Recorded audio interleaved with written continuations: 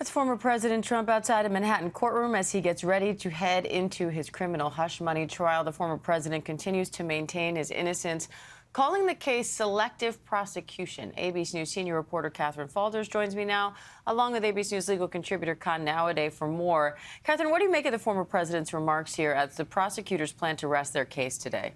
Well, I think it's worth pointing out that, first of all, Trump said something that he typically says every day, but very specifically, he says there's not a civilian within 3 blocks of this courthouse. I think it's worth pointing out that that's just not true. The security posture hasn't been that way.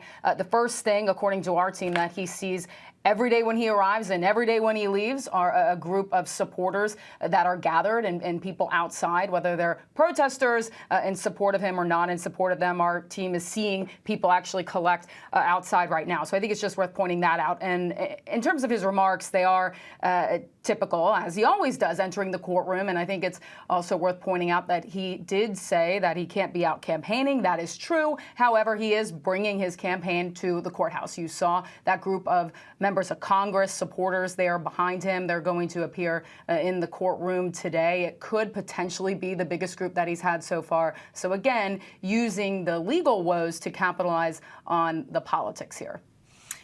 Michael Cohen returns to the stand today, and the defense's main strategy so far has been to try to convince the jury that Cohen is a liar who cannot be trusted. Do you think that's enough to raise doubt about his entire testimony? And if so, can the prosecution's case stand without it? To answer the first question, I don't necessarily think it's enough right now, but it's ultimately the jury that's going to decide whether to, because of Michael Cohen's history of lying, that he can't be believed in this particular case. And the prosecution is going to have some very strong rhetorical devices to counteract that.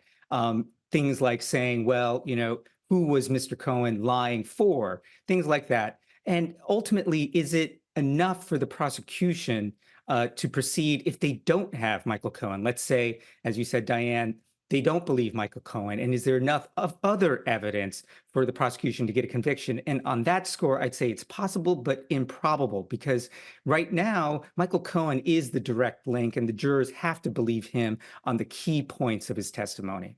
Now, Catherine, the defense has insinuated that it's possible Trump could testify in his own defense. What's the latest on that?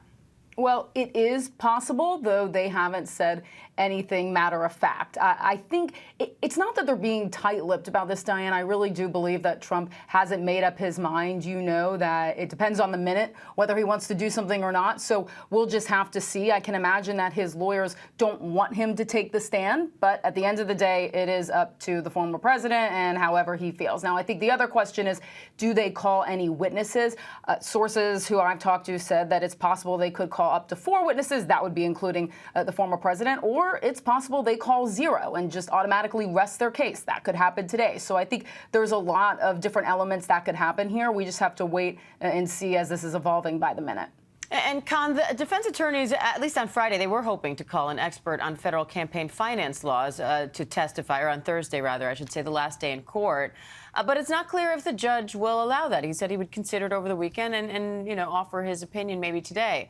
Why does the defense want this witness, and why is the prosecution so against it?